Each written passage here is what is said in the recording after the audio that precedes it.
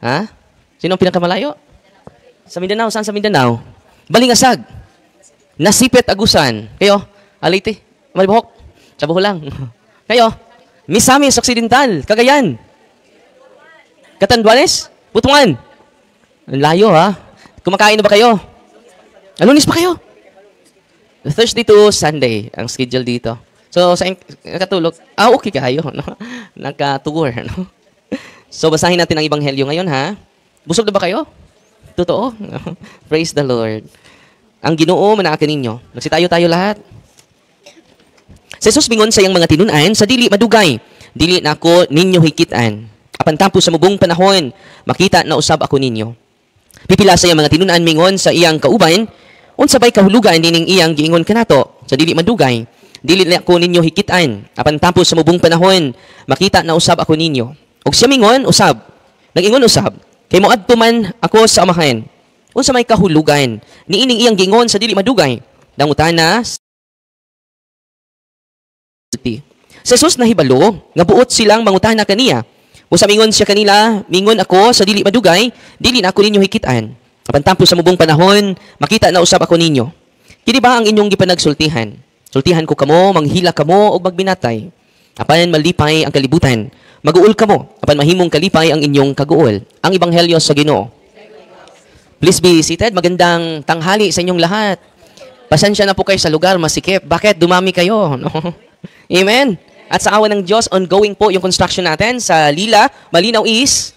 At salamat sa inyong suporta. Umaabot na po ng 2,575,000 pesos yung nalikom natin para sa ongoing construction. Noong nagsisimula pa lang tayo, this coming July, mag-transfer na tayo doon. Okay? Maraming salamat sa inyo at sa mga planong tutulong pa dahil it is owned by the Diocese of Tagbilaran. It is not owned by Father Darwin. Para maging center natin, may bisita tayo from Madre Dios, yung team nila ni Father Jimmy, para magsagawa din sila ng ganito doon sa kanilang parokya. From Madre Isla po yan sa Bantayan Island. Nandito sila. Nandito din ang from Ilocos Norte, si Father Danny Divaras at kasamahan niya for further observation sa ating ginagawa dito. So yung office natin sa Lila is a center for training sa mga pari na na-encourage na para marami tayong matutulungan. Amen! Natutuwa ba kayo ngayon? At sana po, wag niyong ipagkait yung mga nalalaman ninyo na katotohanan sa araw na ito. Sa mga na-late po, dapat nandito kayo 7 a.m. dahil magsimula po yung catechism exactly 7:30 or 8 a.m. Bakit po kailangan natin catechism? That the most precious treasure of the intellect is the truth. Katotohanan. Kaya nga ibinahagi namin sa inyo yung mga katotohanan. Alam nyo, last Sunday po, pinupost ko po sa Facebook ko po, almost 100,000 na po yung viewers. Ginagamit ko po yung social media to evangelize the people how important the sacraments are. Because all priests are healers. Natutuwa ba kayo ngayon? May tumatawag sa akin. No? Father, nandito ako sa hospital. Anong gawin ko sa hospital? Nandito lang ako sa Valencia. Gusto namin, Father, yung healing power mo. At ang sagot ko naman, wala naman akong power. Kilikili power lang. Nakasentro na sa akin yung healing. Hindi dapat ganon. Nakasentro sa Diyos, kay Kristo. Sang-ayon ba kayo niyan? At sinabihan ko, go to your priest. Because all priests are healers. Ako na ba ang pari sa Bohol? Go to your priests are healers. Kung hindi nyo na kaya po, priest. Increase your love and knowledge to the mystery of our faith. Kahapon, last Sunday, may pumupunta dito, nag-wheelchair na siya. Yung sakit niya ay hindi natural. I hope na-discuss na yun kanina, sure ako. Na-discuss na ito sa mga kasamahan ko. May natural, may preternatural. Yung preternatural illness, uubusin po yung pera ninyo. Hindi po kayo gagaling dahil preternatural ang sakit mo. Ano?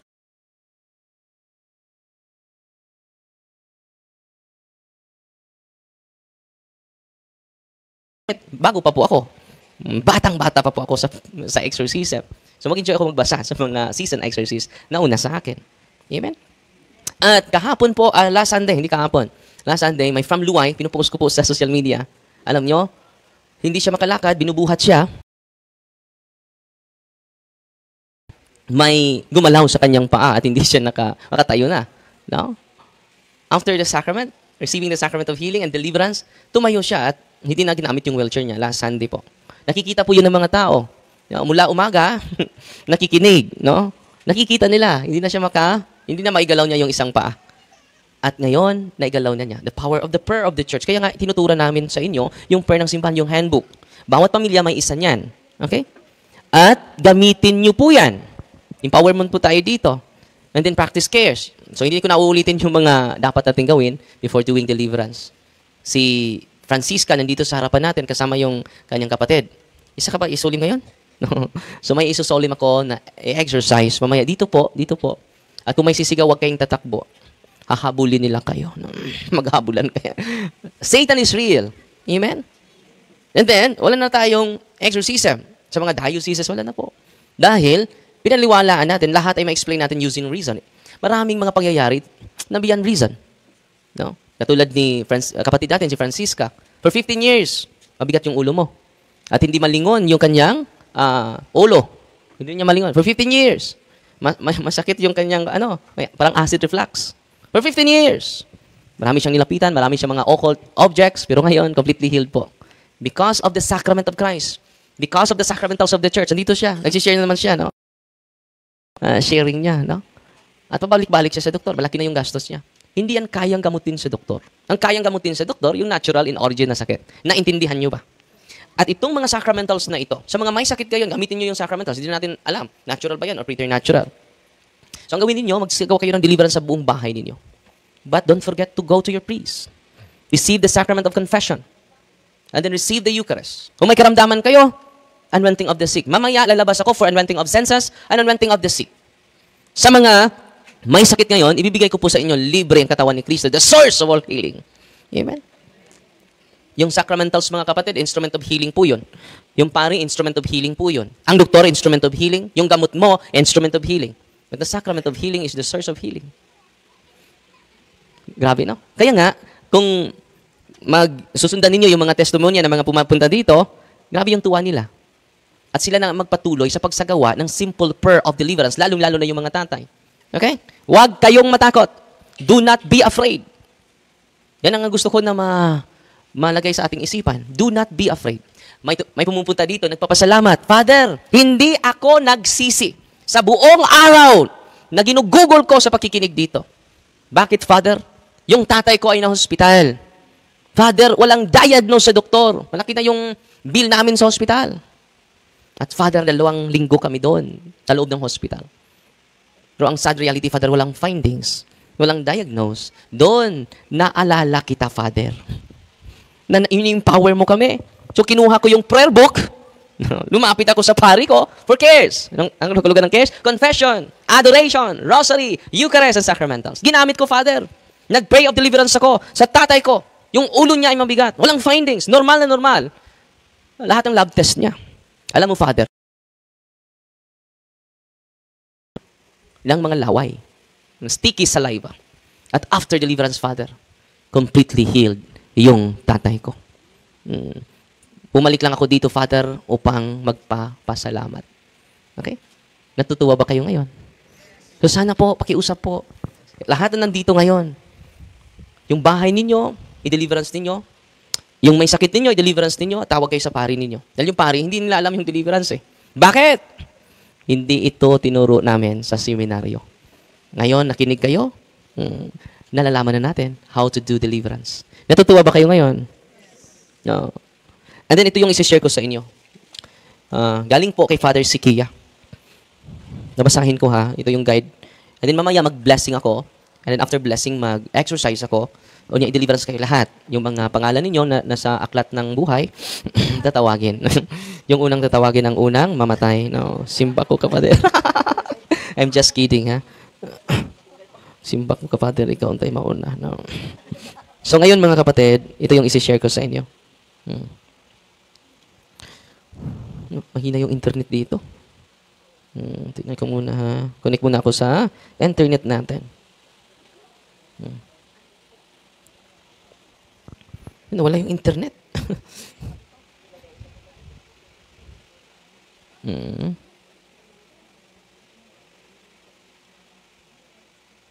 Tingnan ko muna, ha? Yung guide na ko. I-share sa inyo. God is good. All the time. Kitaraan mo na yan tubag. Yun na ako yung minatanon na. Kung may God is good, grabe. All the time? Siyempre. Okay. God is good. All the time. At ang pagpaka ng Ginoo. May awitin ako na isi-share sa inyo. I'm here because you're here, because you are here, because God's here. God's here, that's why you are here, that's why we are here, that's why I am here. Balik ko ng tabi. I'm here because you're here, because we are here, because God's here. God's here, that's why you are here, that's why we are here, that's why I am here. Why are we here? Because God is here. At ang pagpaka ng Ginoo. No? Ito yung isi-share ko sa inyo by Father Jose Francisco Siquia, Chief Exorcist of the Archdiocese of Manila. Causes of demonic attacks vary. Iba-iba po yung atake ng demonyo. Dinidiscuss na po ito ng mga kasamahan ko. Hindi ko na i-discuss. Ito na lang yung i-discuss ko. Yung obsession, oppression, infestation, and then possession. Dinidiscuss na yan kanina. So, ano ba yung rason nito? Sabi ni Father Siquia, the unwitting act of mixing Catholicism with folk religiosity is a common way to invite demons. Ihalo mo yung ating pananampalataya sa ibang pananampalataya. Na, may Santo Niño ka, may Buddha naman dito katabi. Totoo, hindi. Yan ang isa sa mga rason. It's considered syncretism. Ano yung syncretism? Hinahalo mo. Wala namang mawala, Father. Kung maniwala ako. Totoo, hindi. No, marami tayong mga superstitious belief. Kahit hindi tinuro ng simbahan. May lumapit sa akin. May isang araw, Father, okay lang ba kung the same year, ikakasal yung magkapatid? Pwede nga the same date eh. Uy. Hindi lang pwede the same year. The same date, pwede. Bakit? Wala namang turo ang simbahan na hindi pwede. Pwede ba? Pwede makasave kayo. Isang gastos lang. Amen? Sukob, Father eh. Sukob ba yun? Sukob. Hindi totoo yun. Nasa CCC ba yun? Catechism of the Catholic Church? Wala. Dubling blessing. Ang milagro ni Kristo nangyari sa kasal sa Cana, di ba? So patuloy tayo. Syncretism po yun. Naniniwala tayo. Dapat magpakasal tayo, may 8. Bakit may 8? Infinite po yun. Infinite blessing, infinite graces. Kung walang 8, walang graces? Walang blessing? Hindi totoo yun. Lahat ng araw ay blessing sa Panginoon. Amen? Oh. Friday the 13th, Father, hindi kami lalabas. Bakit nagpakita si Mama Mary? 13. Di ba? So, dahil binigyan natin ng negatibong interpretasyon. And then we identify. And when we identify, we repeat it. When we repeat it, yan na yung emotion mo. Yun na yung reality mo. In-interpret mo yung isang pangyayari, negative. And then identification mo is negative din. I am sad. And then pinaulit-ulit mo yan. It stronger your emotion. It intensifies your emotion. Dahil sa interpretation mo, identification and repetition equals strong emotion. Kung interpretation mo ay positive, maganda yan. Kung identification mo ay positive din, very motivating. And then i-repeat mo yan araw-araw, yung motivation mo. And then you are productive. May utang ako. Paano ito? Ang laki ng utang ko. I-identify na nimo. Negative na yon. Identification naman, negative. I am lonely. I am sad. Kumusta ka na? Okay ra ko. And then, ulit-ulit mo sa isipan mo. And then, you destroy your day. You increase the unnecessary burden. The unnecessary stress. Pumunta ka sa doktor. Sabi ng doktor, stage 4 ka. Ha? Mamamatay na ako. Negative interpretation. Identification. I am sickly. Masakitin ako. I am tired. Identification yon. And then you keep on repeating it. And then you increase your negative emotion. Okay? Kung may marinig ka, your environment will influence you. Kung may marinig ka na balita, Marcos, Duterte. Awayin mo na yung Pro Marcos. Awayin mo na yung Pro Duterte. Ganon. You destroy your day. Amen? You create your day. Either productive or unproductive. Decide to be happy today. Decide to be productive today despite of the problems we are facing. Amen! Hello, Mike Tess. Parang hinay man akong kaandong. Pakuski ko na dong. So ngayon, patuloy tayo, ha? Okay. Syncretism. Sabi ni Father Siquia is a violation. Nandito pa. It is considered syncretism. Syncretism is paghahalo sa pananampalataya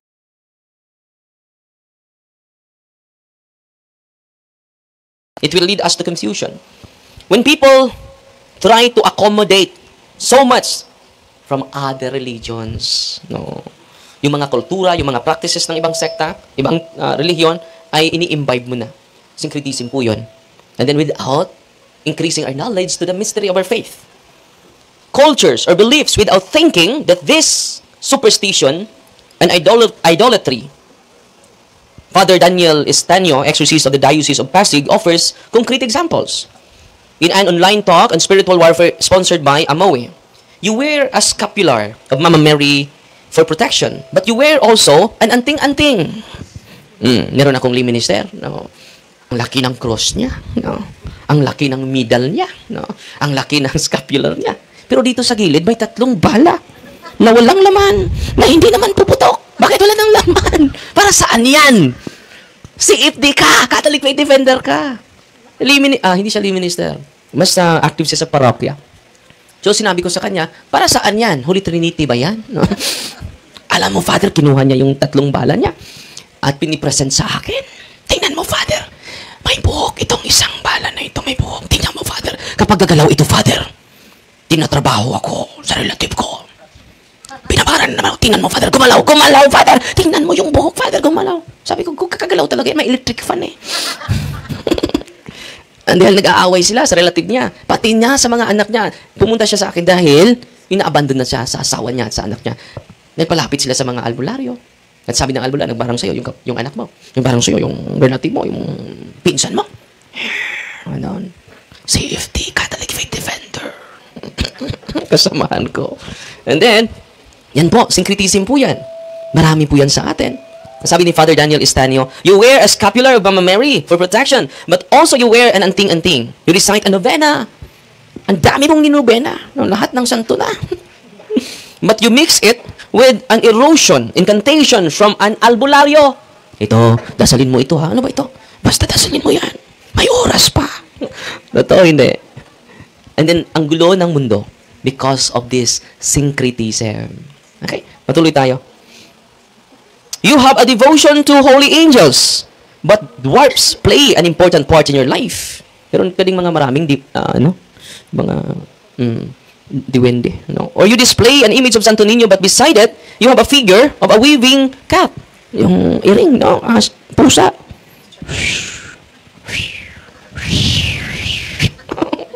Oh.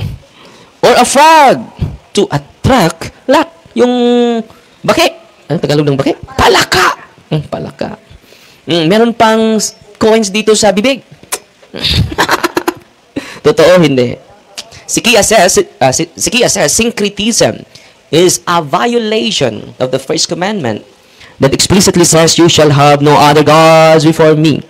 He notes that the Old Testament is rife with accounts on how Israelites worship Yahweh and also false gods. So, ang dami ngayon na nag-worship sa false god. Ito, Father, may kapangyarihan ito, Father. No? Itong anting-anting ko, hindi ako matabla ng bala. Yang natin, security guard, hindi yan matabla ng bala dati. Marami siyang anting-anting. Nagagalit yan sa akin. Pero, maraming demonyo sa kanyang katawan. So, inuulit ko na yung pag-share sa kanyang storya. So, na-liberate siya through the prayer of the church. At gumaling po yung lahat ng karamdaman niya. Hindi lang yan, pinago pa ni Kristo yung kanyang buhay. Yan po ang pinakamalaking milagro, yung pagbabago sa ating buhay. Tayong lahat ay magro-rosaryo na bago matulog. Tayong lahat ay lagi na nangungumpisal, regular confession. Tayong lahat ay kulang na yung araw natin without the Eucharist. No? Kulang na yung linggo natin without the Holy. He is our Savior, not Father Darwin. He is our Lord, not Father Darwin. He is our God, not Father Darwin. Bigyan natin papuri si Kristo po. Natutuwa ba kayo ngayon? God is good all the time. Sabi ni Father Sikia, that is an adulterous action because it is direct affront against God. So yung mga anting-anting natin, yung superstitious belief natin, it is a direct affront against God. Insulto po yan sa Panginoon. Father, wala namang mawawala, Father. Kung maniniwala tayo. Anong sabi ni Kristo? Love me with all your heart. Whole, buo. Ibigin niyo ako ng buong puso mo, buong kaluluwa mo, buong lakas mo. Buo. Buo pa ba yung pananampalataya natin? Naniwala ka na sa anting-anting mo? Buo o hindi? Nakuna ng 1/4 eh. Naintindihan nyo? Yan po gusto ni Kristo, buo yung pananampalataya niya. Hindi kalahati, hindi 1/4, hindi 3/4. So, ang tanong natin sa ating sarili ngayon, buo ba yung pananampalataya ko sa Panginoon? Kaya nga, may katikisim tayo ngayon para maging buo na. Hindi mo na gagamitin yung orasan, wala namang mawawala, Father. Kung maniniwala ako. No? So, i-explain na yan sa mga kasamahan ko, yung mga superstitious belief. Patuloy tayo. In pre-Hispanic times, Filipinos worship the spirits of the ancestors, mga anito. Diba? Before Hispanic times. The nature spirits dwelling in rocks, trees, and rivers. Diba? Magpadugo pa tayo. Kung mag-harvest tayo ng palay, mag-harvest tayo ng mga tanim natin. They converted to Catholicism under the Spanish colonizers, but many continued to engage in native worship covertly. Padugo, etc. Other practices considered as folk Catholicism are the recitation of the erosion in Pidgin, Latin, and Spanish that are not actual prayers addressed to God. May Latin prayer sila. Pero akala nila, may pangalan naman ng Panginoon. Pero it is not a prayer for God. Using anting-anting is especially dangerous. Says Father Estacio. It is said that the anting-anting renews its power on Good Friday. Because Jesus Christ died on the cross on that day. If God is dead on Friday, where are you getting your power? Usually, yung mga albularyo, magsagawa sila ng healing during Tuesday and Friday. It is a mystery, sorrowful mystery, di ba? According to Father Estacio, belief in souls and spirits is found in pagan societies where nature is believed to have powers that can be used for good or bad purposes. There is the desire to control or have power over nature because not doing so creates anxiety.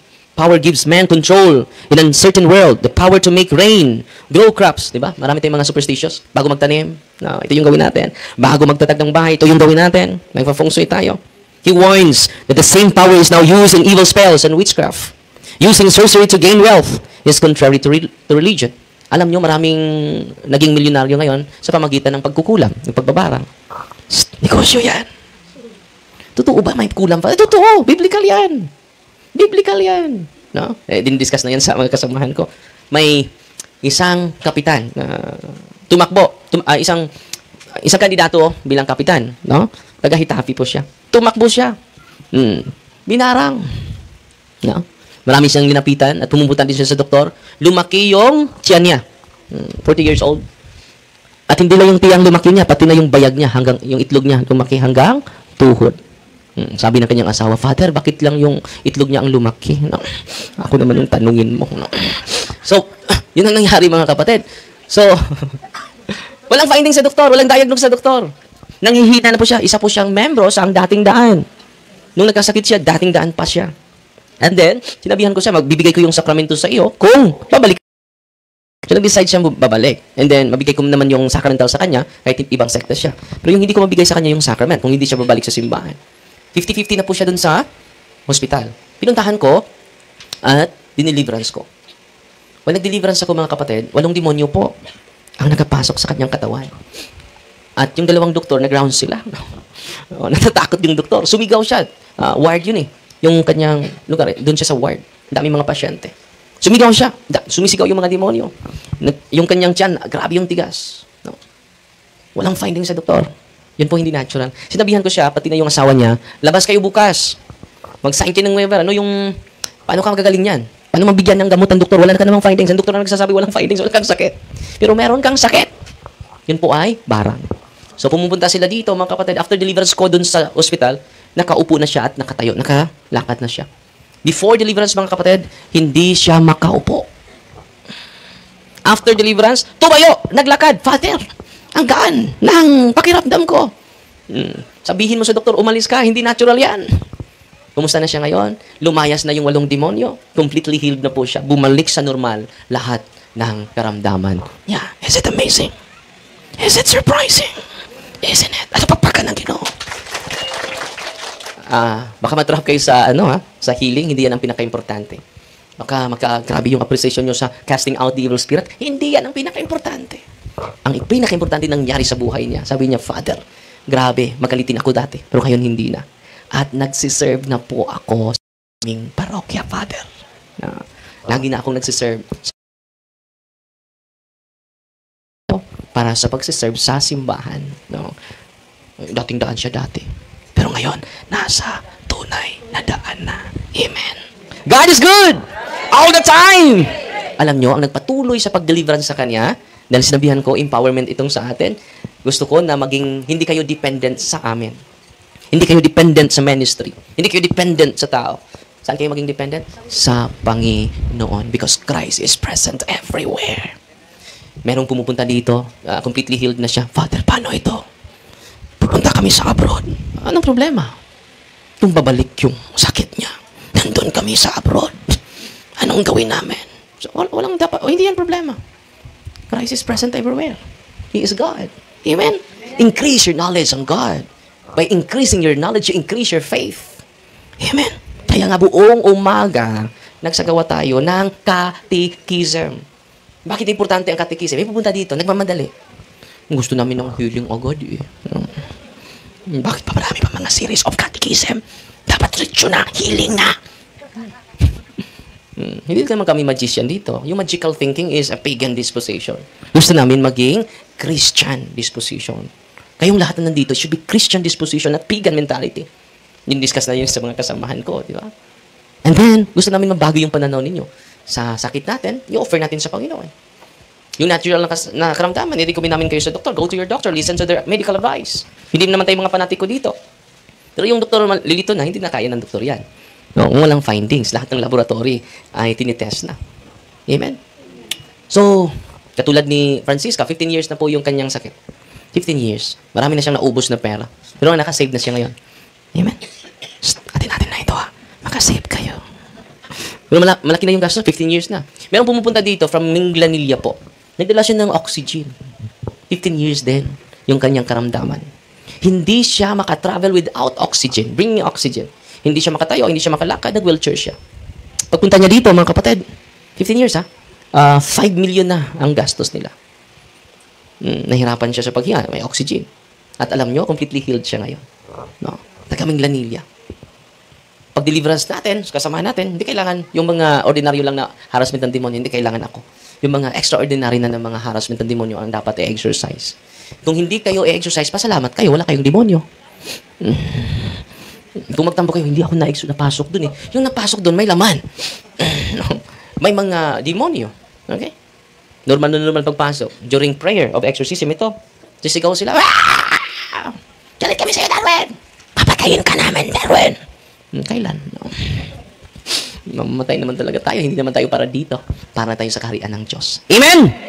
So sa mga may sakit na nandito po, no, ang dapat nyong gawin at hilingin sa Panginoon na hindi ay gagaling kayo. Ang dapat nyong hingin sa Panginoon, Lord, give me more strength. Give me additional strength, oh Lord. I will embrace my pain. Yung pagilingin ka naman ng Diyos, well and good. Surplus lang po yun. Hindi po yun pinaka-importante. Ang pinaka-importante, kayo, sa mga grabing may sakit ngayon, receive the Eucharist every day. So yung makareceive ng sacrament, only the Catholics, not the other Christian denominations. So, magbigay namin sa mga non-Catholic is the sacramentals. Okay? Kung gusto nyong tatanggap sa sacrament, you need to decide. Ikaw mag-decide, hindi ako. Amen? Because sacramentals is the extension of the sacraments. Sacraments are the source. Because it is instituted by Christ Himself. Bigyan natin ng papuri si Kristo. So, sino ba yung mga pari na nandito? No? May, isa pa, no, tumatawag pa tayo dahil minsan puno yung, busy yung mga pari ngayon dahil shopping. Busy sa pagligpit ng gamit. No? So, June 2, nag-transfer na po ako sa Lila. Pero yung office natin dito pa. Pero sa Lila na ako mag-serve. Hindi na dito sa parokya. Kung may magpa-anointing of the sick, dito, punta kayo sa pari ninyo. Hindi na ako pari ninyo. No? Sa Valencia na ako mag-anoint. Kung pupunta kayo dito, pwede kayo, ako mag-anoint kung pupunta dito. Okay? Mamaya mga kapatid, lalabas ako for anointing of the senses, anointing of the sick. Okay? And then, yung mga may sakit, libre po, ibibigay namin, walang bayad, ibibigay namin si Kristo. The Eucharist. Yung mga nahihina na, ibibigay ko po sa inyo yung Eucharist. No? Alam nyo, sa pagpunta nyo dito, hindi namin ibibigay yung sarili namin. Wala naman kaming ibibigay. Ang ibibigay namin sa inyo, si Kristo talaga. Okay? When you go to the priest for confession, you receive the blessing and the forgiveness of your sins from Jesus Christ. Amen? At when you receive the Eucharist, it is the source of all healing, the source of all strength, the source of our energy, the source of our life. Si Kristo na po yun. Blessed na blessed po tayo. No? Kung lilipat ka na iba, hindi mo yan matanggap. So, Pasalamat kayo sa mga pari ninyo, ha? Love your priest, pray for your priest. Because they give you the food from heaven. They give you the bread from heaven. Kung walang pari, walang misa. Kung walang misa, walang Eucharistia. Di ba? So encourage nyo yung mga apo nyo, pasok kayo sa pari, pagka-pari. Oh. Dahil grabe yung kapangyarihan ng pari. To give the life of the world by consecrating the bread and wine to be the food of our soul. Amen? God is good all the time. So ngayon, magbe-bless ako sa mga religious items ninyo. By the way, yung religious items ninyo ay tinutulong natin, ang proceeds yan, tinutulong natin sa more than 40 ka mga scholars. At mag-bless na ako. Diyan lang kayo sa upuan ninyo, wag na kayong lalapit sa akin. And after sa anointing of the senses, anointing of the sick, no? Mag-picture-picture tayo sa mga malayo na bago pa lang na napadpad sa aming probinsya. Unahin natin bless yung asin ninyo. In the name of the Father, and of the Son, and of the Holy Spirit, our help is in the name of the Lord, who made heaven and earth. You creature of God, salt, I purge you of evil by the living God, by the true God, and with the holy God, by the God who ordered you through the sayings of the prophet to be cast into water to cure its unfruitfulness. Be now purified salt for the health of believers, giving soundness of body and soul to all who use you. In whatever place you are sprinkled, may phantasm and wickedness and Satan's cunning be banished, and let every unclean spirit be repulsed by him, who shall come to judge the living and the dead in the world by far. Almighty everlasting God, humbly we implore your boundless mercy, that we thine your goodness to bless and sanctify this creature of salt, which you have given for the use of mankind. May all that use it find in it a remedy for soul and body, and let everything with it touches or sprinkles be freed from uncleanness and assault from evil spirit, through Christ our Lord.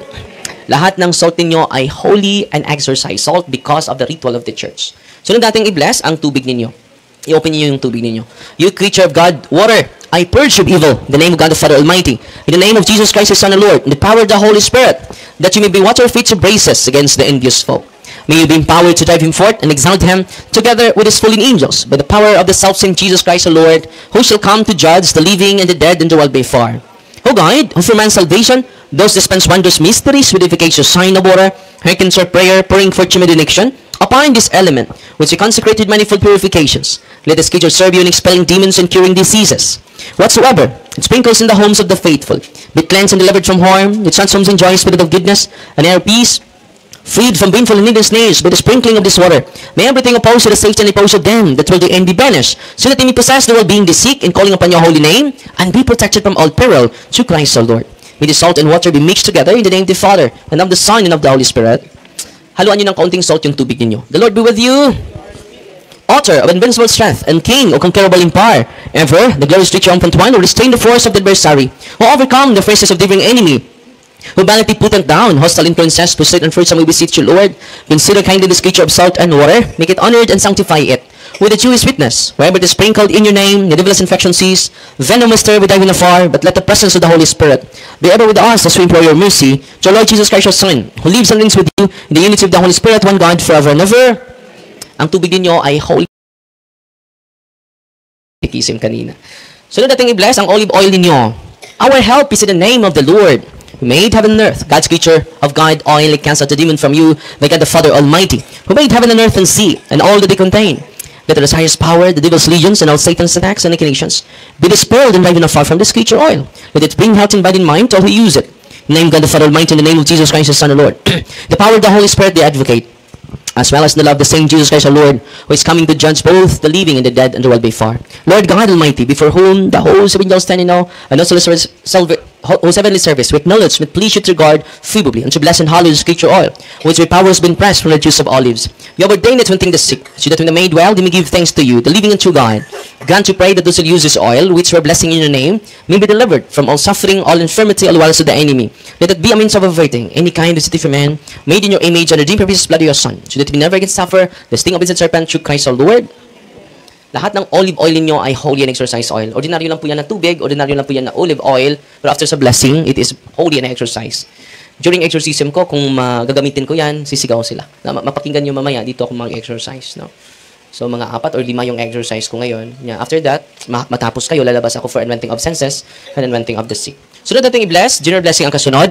Incense, candles, rosaries, cross, Benedictine medals, all medals. Crucifix, sacred images of God, sacred images of the angels, sacred images of the saints, scapulars, handbook, bell, novena, all your religious items. Dear blessing ang kasunod. Heavenly Father, through your Son Jesus Christ our Lord, in obedience to Him, we embrace the ministry He has entrusted to His bride, the church. For blessing spiritual on these religious items, that healing, spiritual liberation, and exorcism, the blessing you bestow may be a brief, potent, terrible weapon against the attack. May these religious items might restrain the devil and his demons and all unclean spirits, rendering them powerless and able to harm the pledges of praise and people to whomever these are used in the exercise of the ministry. However it is kept, when clean and diabolic spirits flee in fear, never daring to harm or even approach. In the exercise of the ministry of healing, spiritual liberation, and exorcism, may Jesus Christ our Son be glorified forever. This we humbly ask in the name of Jesus Christ our Lord. Lahat ng mga religious items ninyo ay holy and exercise sacramentals po. At mag-ask kami ng favor sa inyo kung may extra blessing kayo, pwede kayo mag-share sa ministry. Yan po ang gagamitin natin pang bayad sa renta dito, pang bayad sa kuryente, at then sa pagbigay ng mga allowances sa mga pari na tumutulong natin for confession, at sa mga staff natin na hindi na nagtatrabaho po. No? At kung nag-aani kayo ng palay, pwede kayo magdala ng 1/4 kilong na bigas. No? At tatanggap din kami ng lubid. Nang dulo ay kambing, kalabaw. Hindi kami tatanggi dyan. Kung wala naman, ipagdasal nyo po kami. Ha? Lahat ng binibigay nyo ay para yan sa ministry natin. At maraming salamat sa inyong pagbisita. Ha? Ang Diyos na po ang magsukli sa kabutihan ninyo. At magdasal, isalin nyo po kami sa dasal. One Our Father, one Hail Mary, one Glory be. Bakit? Hindi po tao yung kalaban namin. Natin pala. No? Hindi po tao yung kalaban natin. Lalo-lalo na sa ministry. Na ongoing yung construction natin. At gagawin ng demonyo ang mga paraan para hindi matuloy ang ministry iyan. So, can I ask a favor? One Our Father, one Hail Mary, one Glory be, para sa ministry ni St. Michael. Salamat po. Grabe yung tulong yan. Yan po ang pinaka-importante sa amin sa mga araw na ito. At magsimula na ako dun ha. Tatawagin yung mga pangalan ninyo. At maghintay lang kayo. Huwag kayong magmadali. Ang